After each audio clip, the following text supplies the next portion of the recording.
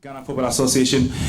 We are here to, of course, witness major decisions being taken for the next few months or permanently for the Ghana Football Association. Ghana Football is definitely going to be changing after now, regardless whatever angle you are going to be looking at this. I'm here with the Communications Director of the Ghana Football Association because he's also definitely a part of, the decision makers. And there are several things to look at. Sponsorships, new sponsorships, I mean. It's definitely one of the biggest things on the table today. Also, we are looking at the major facilities that also may commence after now. What exactly are your expectations, Henry? Well, thank you. I think the ordinary session of Congress is extremely important before the start of every season. The General Secretary of the Football Association needs to account to members what transpired in the immediate past season, and also the President needs to speak to members and delegates and update them on what to expect in the new campaign or in the 2022-2023 season. So, I mean, the formalities are quite known, unless there is any major amendment that needs to be made on the floor of Congress. But aside that, the formalities are known. There will be an address by the Youth and Sports Minister, Honorable Mustafa Yusuf. He presides over the sports, and he would also convey the message from His Excellency, the President of the Republic, and then also assure us of his ministry support. Probably the President will speak, the General Secretary will speak. If need be, there will be some deliberations on the floor as well. But the agenda I have seen, I do not think there will be any amendment whatsoever as far as today's Congress is concerned. So, yes, I know it's going to be very brief. Once we are done with the formalities indoors, there are other, like you said, there are other announcements that will be made immediately after the Congress indoors. Is the Ghana Football Association a happy place now? Well, it depends on where you sit, but I think a lot of work has been done in the last 2.5 seasons. The administration has done a lot. We've shown that we are committed to bring the game back to where we belong. There will be challenges. Of course, there will be opposition. There will be criticisms. It's part of it. You don't give birth to a child today and the child begins to walk. The child must crawl. The child must try to stand before the child begins to walk. So it's been an interesting journey, a journey full of challenges. Today we've secured a sponsorship for the Premier League. Aside that, we have other supporting sponsors for the Premier League. We've secured another sponsor for the Women's Premier League. The President is going to announce something for the Division 1 League today. We want to change the face of Prampram and make it unique, and so there will be a sword cutting ceremony today for the construction of a new AstroTurf as part of the Bet Power sponsorship. So yes, we are doing a lot. As we speak, we are counting down to the FIFA World Cup 2022. That's a major achievement as well. Our 4th appearance in the World Cup.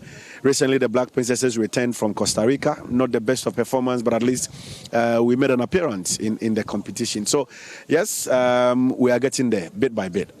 That's a good summary of the things to expect. But when you also look at the sentiments on the streets, do you feel that the Ghana Football Association has satisfied, the ordinary football fan on the street? Expectations are quite higher.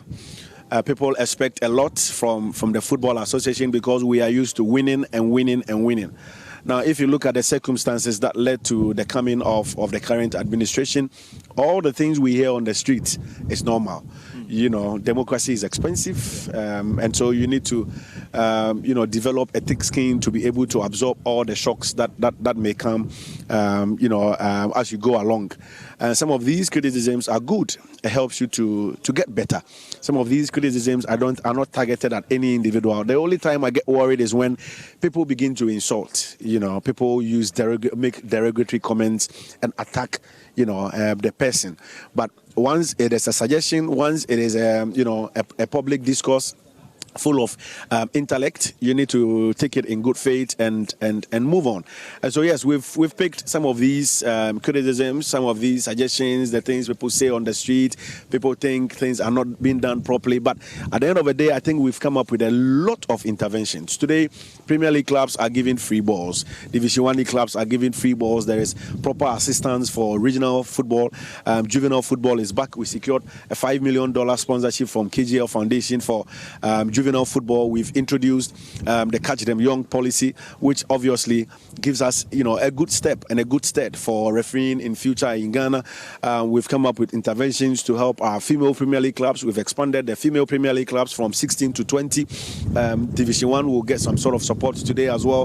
And so, yes, a number of interventions have been introduced. But once you do that, you also need to look back and look at other things that may not have worked properly. But we believe we are on course. We believe we have done a lot.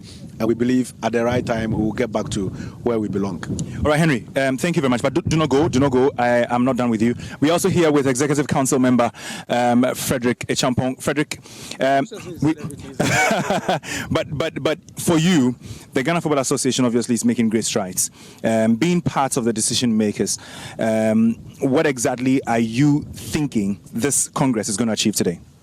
Well, Congress is a ritual. It's annual thing. This is unlike the elective Congress. For this one, it's just like a company, going for the annual general meeting.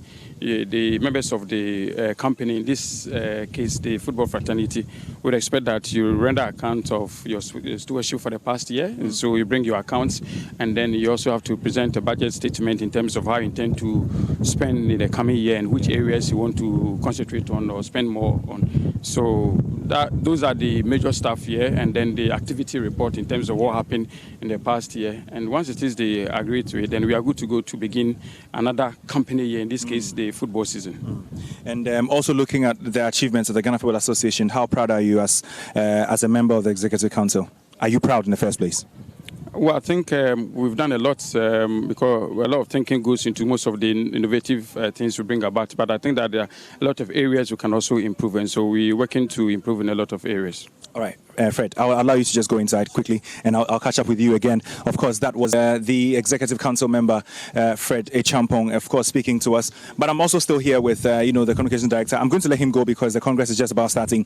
But on the note of the friendly games, we know that the Black Stars have lined up Brazil, we've lined up Nicaragua, and Switzerland. What exactly went into the planning of these friendly games? Because obviously the World Cup is upcoming. This obviously is not random, is it?